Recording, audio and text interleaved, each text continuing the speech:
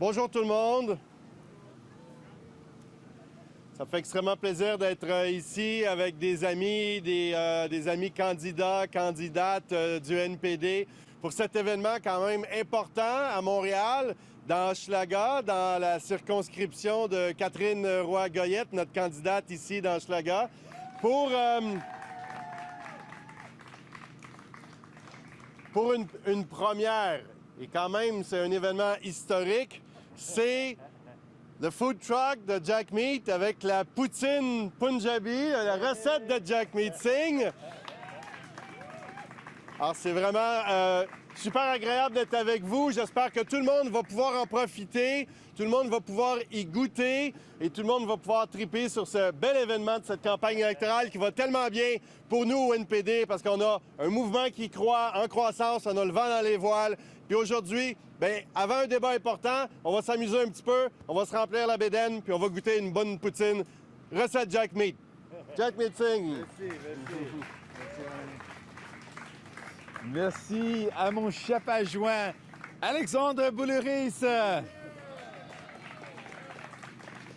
Et un grand merci à l'équipe qui ont amené tout ça. Donc, merci beaucoup, Martin, Alain et Maxime. Merci. Et aussi applaudir pour l'équipe qui ont fait tout ça. Bravo. Et peut-être vous avez entendu, on a eu un peu de problème avec le camion. Je pense, j'ai écouté, un ami a dit que peut-être parce que le fromage en grain était de bonne qualité, ça a été trop lourd. Donc peut-être ça a causé un peu de problème pour le camion. Mais on sait que la qualité est bonne. J'espère que vous allez l'aimer. Vous devez être honnête parce que c'est vraiment mon recette personnelle et je veux toujours l'améliorer. Donc, j'ai hâte d'entendre votre feedback. Mais aujourd'hui, on va aussi encourager les gens de voter. Dans cette élection, c'est essentiel que les gens votent.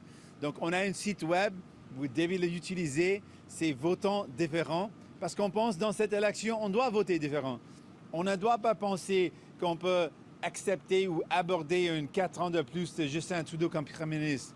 Pour tous les enjeux qui frappent les gens, comme la crise du logement, la crise climatique, la situation est s'empirer avec Justin Trudeau comme Premier ministre. Donc, on veut changer ça. On veut faire face à la crise du logement. On veut faire face à la crise climatique. Et on peut le faire si on ose ensemble. Et c'est exactement ce qu'on va faire. Donc, merci infiniment d'être ici. J'espère que vous allez aimer le poutine punjabi, la punjabi poutine. Et j'espère qu'on va avoir un peu de fun parce que dans une campagne électorale, on fait des travaux forts, c'est des enjeux très profonds et on doit être sérieux pour répondre aux besoins des gens. Mais c'est aussi important de s'amuser, d'avoir le fun, d'avoir l'optimisme, le courage pour faire les différences dans la vie des gens. C'est important d'avoir cette bonne optimisme, cette bonne énergie. Donc, merci beaucoup d'être ici et on va goûter du poutine tout de suite. Thank you, thank you.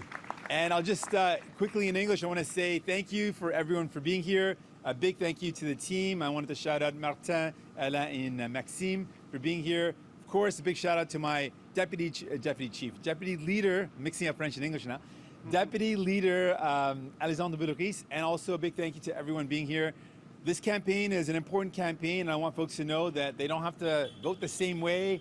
Hey, you don't have to be stuck with another 4 years of Justin Trudeau, who's made a lot of the problems that we're up against worse. The housing crisis has gotten worse. The climate crisis has gotten worse. Emissions have gone up. We're not stuck with that. So I want you to definitely check out our website, howyouvote.ca, and you can vote differently. You can vote for someone who's going to fight for you. Also, while we're dealing with a lot of really serious issues in this campaign, it's important that we take some time to have fun, to fill our hearts with good energy and positivity and optimism. And so I hope some of this poutine will fill you, not just your stomach, but fill you up with some optimism. Definitely give me some feedback because this is my own personal recipe, Punjabi poutine, and I hope you enjoy it. Thanks so much for being here. And with that, I'm ready for any questions that the media might have, so we'll go right to those questions, and I pass it back to y'all.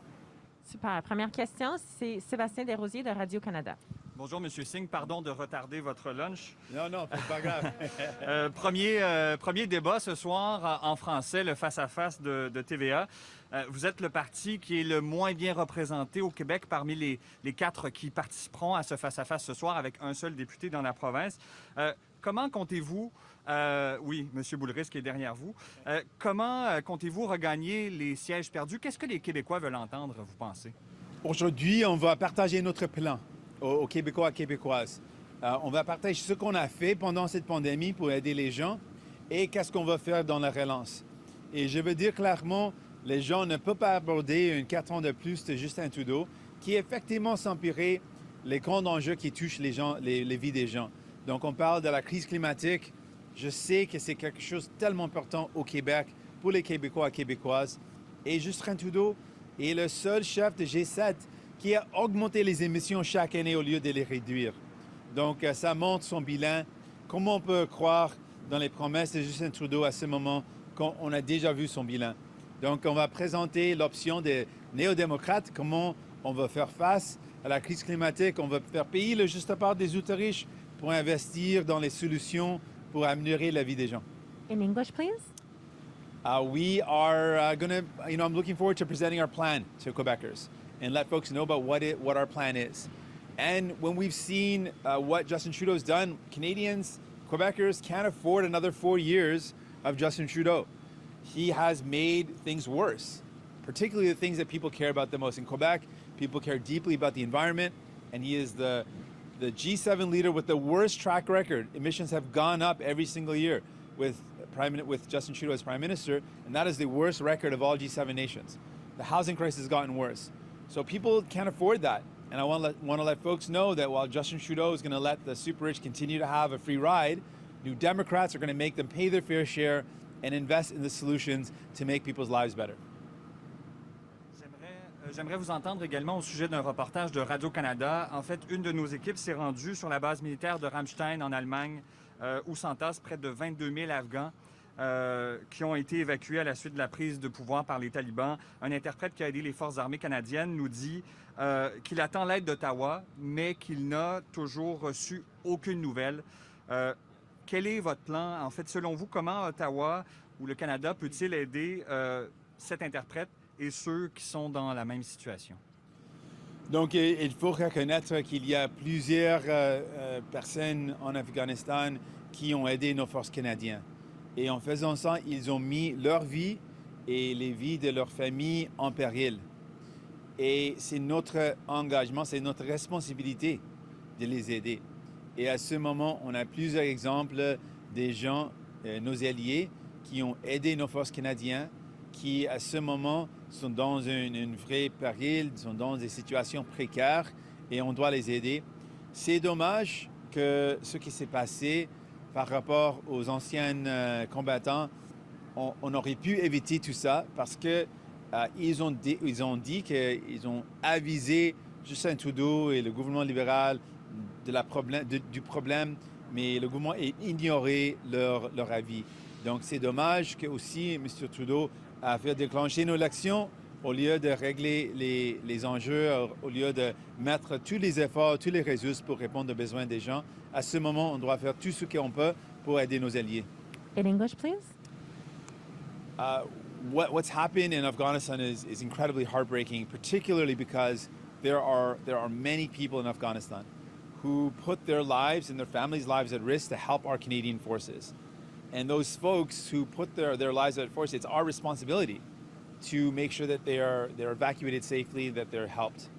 And what's really saddening is that there's been more and more evidence from veterans that they had raised concerns about our allies and the risks that they were faced with, and nothing was done.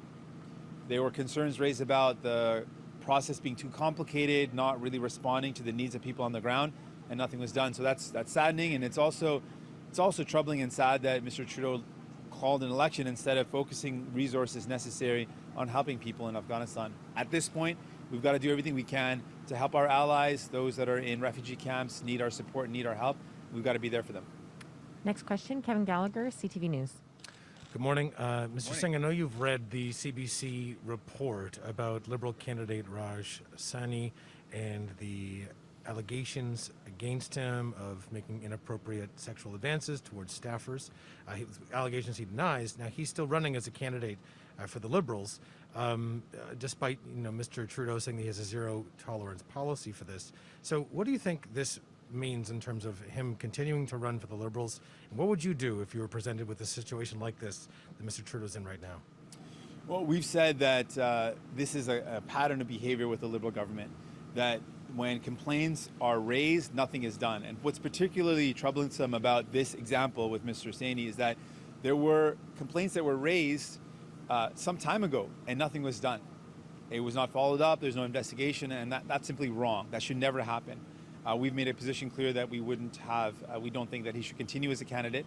But we've also been really clear for us as New Democrats, and my leadership has been about making sure we follow up with any sort of complaints or concerns that are raised. They have to be followed up. And it highlights what's going on in our Canadian Armed Forces. This is exactly the same issue. Complaints were raised, they made it to the Defense Minister's office, they made it to the Prime Minister's office, and nothing was done. And that sends a very chilling message to women across Canada that complaints can be raised, serious concerns can be raised, and nothing is done despite it making to the desk of the highest office of the land. That has to change. And in the Canadian Forces, we know what can be done, having an independent process. Political parties have a responsibility to respond to any concerns raised and follow up with investigation, and that's what I try to do. To follow up, I want to ask you about Quebec, similar to my colleague from Radio Canada, but what has changed in your mind over the past 2 years? There was a lot of debate in 2019 over Bill 21, over the fact that you wear a religious symbol. That was, a very contentious thing at the time in this province. Do you think that something has changed? Because you seem very confident when I talk to you and your team that you can pick up seats in Quebec. But what do you think has changed over the past 2 years that would indicate that? People have got to know me. People have got to know what I stand for, and people have got to know what you get when you vote for a New Democrat.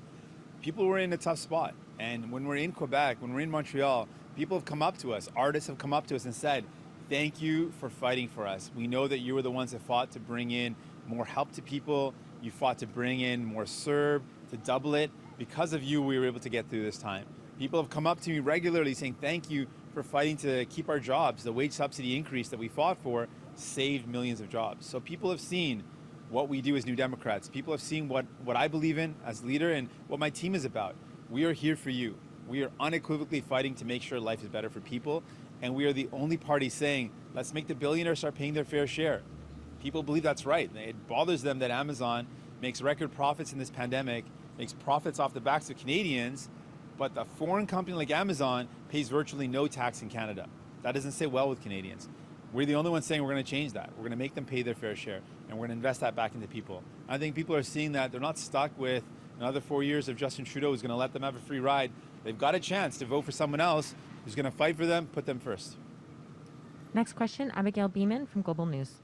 With respect, Mr. Singh, my colleague was asking you about what's changed in terms of Bill 21 and the religious symbol that you wear and the issues that you faced. In some cases, just pure racism in 2019. Are you hearing different things now? Has something changed in that regard? Well, when I said people know what I stand for, people know I believe firmly in a separation of church and state. I believe in the right for women to have access to abortion. I've been fighting to actually increase that access. People have seen that I believe firmly in the right for the community, the LGBT community, to have same-sex marriage and to have equal rights. And we've been at the forefront of fighting to end things like the blood ban, which directly increases the stigma and misinformation around people from the LGBTQ community. So they've seen, I've showed up and very happily and exciting with Kirkiden here in Pride in Montreal, La Fierté. They've seen what I believe in, and I think folks know that I'm someone they can count on. I'm someone that can stand up for them, and that has shown that already. And over the past 2 years, we've shown that again and again. And on the debate tonight, I'm wondering if you can share some of your strategy going into tonight, and when this debate wraps up, what would you consider a success? Our plan is to our hope is to show Canadians, but Quebecers in this case, Quebecers our plan. We want them to know that we've got a plan and that our plan is going to put them first. Our plan is going to make sure that the burden doesn't fall on Quebecers to deal with the cost of this pandemic and the cost of the recovery. That we have a plan to make the super wealthy pay their fair share and invest in the problems that people are dealing with, solve them, which is housing, make sure we increase our investments in healthcare, make sure we fight the climate crisis. So we want to lay out our plan and lay out how we're going to move forward and show the choice that Canadians have. They can choose another 4 years of Justin Trudeau, who's made all the things that people care about in Quebec worse. The housing crisis, the environmental crisis, those have become worse with Justin Trudeau. Or they can choose New Democrats, who have shown that we fought for them and we will continue to fight for them, and we'll make sure that we solve the problems that people need solving. Next question, Morgan Lowry from Canadian Press. Hi. Hey there. So the Canadian Chamber of Commerce is calling on the federal leaders to get serious about producing a strategy to produce the kind of critical minerals and rare earth metals that are in high demand for everything from car batteries to cell phones. How would an NDP government develop these resources? Well, first of all, in partnership with Indigenous communities, particularly when the lands involved are Indigenous lands. But we would do it. We believe that we need to be producing here in Canada the economy of the future, and we need to be using the resources that we have for the economy of that future, which is renewable energy, which is electrifying transportation. And we have the skills, we've got the resources. What I want to see happen is us invest in not just the extraction in a sustainable way and in a proper way in respect with Indigenous communities of the materials that we need, but also making sure that we refine those and we add value to those here in Canada. We've got an economy that needs to be more focused on adding value and manufacturing, and we need to make sure we're manufacturing the goods of the future, which is renewable energy, which is electrified transportation. We need to be also retrofitting buildings and homes. There's a lot that we can do, and we've got a plan to make sure we achieve it. As a follow-up, a number of civil society groups are calling for a reform of Canada's outdated Access to Information law, but the Access to Information Act, sorry, but the NDP platform doesn't make any mention of this issue. Why not? I think transparency is incredibly important, and we've seen for a while that it's been difficult to obtain information, and it's something we absolutely believe in. I appreciate the question. It's something we can absolutely take a look at. But having access to information for Canadians so that they can know what's going on, have more transparency is absolutely something that I believe in.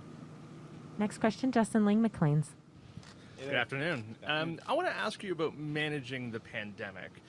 You were here in Quebec, a province that implemented a curfew in the darkest days of the pandemic, which resulted in a heavy police targeting of racialized youth. You have other provinces that seem to downplay the seriousness of the pandemic throughout the last year and a half. I'm wondering, if, heaven forbid we get in this situation again, how would an NDP government manage the province's responses to the pandemic? Would you take a more aggressive role, or would you basically take the role that Justin Trudeau played, which is a sort of hands-off, collaborative, decentralized role? Well, I think that I wouldn't say that Justin Trudeau is necessarily a collaborative approach. I think he took a hands-off approach for sure. We would do a number of things differently. One of the key things that we pushed for very early on in this pandemic is and one of the things that we've seen to be a weakness in our response was, as a nation, we were not able to produce the critical vaccines and critical drugs here in our own country. We called for that months and months ago, and nothing was done. And to this day, we still do not have the capacity to produce the vaccine in our own country. And what we called for was reinstating something like the Connaught Laboratory, which is a Canadian-owned Crown Corporation, publicly owned by the people, which at the time was one of the leaders in producing critical vaccines and critical drugs for the world, not just Canada. And we were world leaders. That was sold off by the Conservatives, and the Liberals had decades to reinstate it and did not. So I think that's one key thing we would do differently. We would make sure we've got the publicly owned capacity to produce the vaccine here in Canada. And in the likelihood and the eventuality of another pandemic, the capacity to produce the vaccine quickly and rapidly in our own country would make a big difference. But more specifically on actually managing public health measures, are you comfortable with the way in which François Legault, John Horgan, Jason Kenney, Doug Ford balanced protecting people from the virus and protecting their civil liberties? I think that there's a wide range in terms of the prime ministers or the premiers you've listed. Some did a better job and some did a far worse job, and we saw the outcomes. In Ontario, for example, we saw a mismanagement that resulted in loss of lockdowns and reopenings, and we saw in British Columbia a much better response that had better outcomes. So we've seen a big difference. I would note that maybe it's because when you got a new Democrat in charge, they focus on the people and deliver better results. But I think really one of the things that we've seen that Justin Trudeau failed to do in letting it be all on the burden and the shoulders of the provincial governments is that the federal government could have played a more active role in supporting with better plans, in supporting with better production of vaccines. There is more that the federal government could have done, and that's my big concern. In a pandemic, the federal government should play a more active role. Next question, we have Ian Bailey from the Globe and Mail.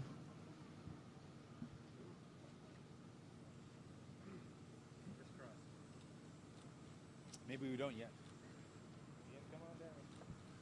Ian, are you maybe on mute? Oh, virtual. Can you hear me? Yep, we got you. I was Okay, looking great. for you in person. Sorry, you're on. Virtual. No, not there. Yeah.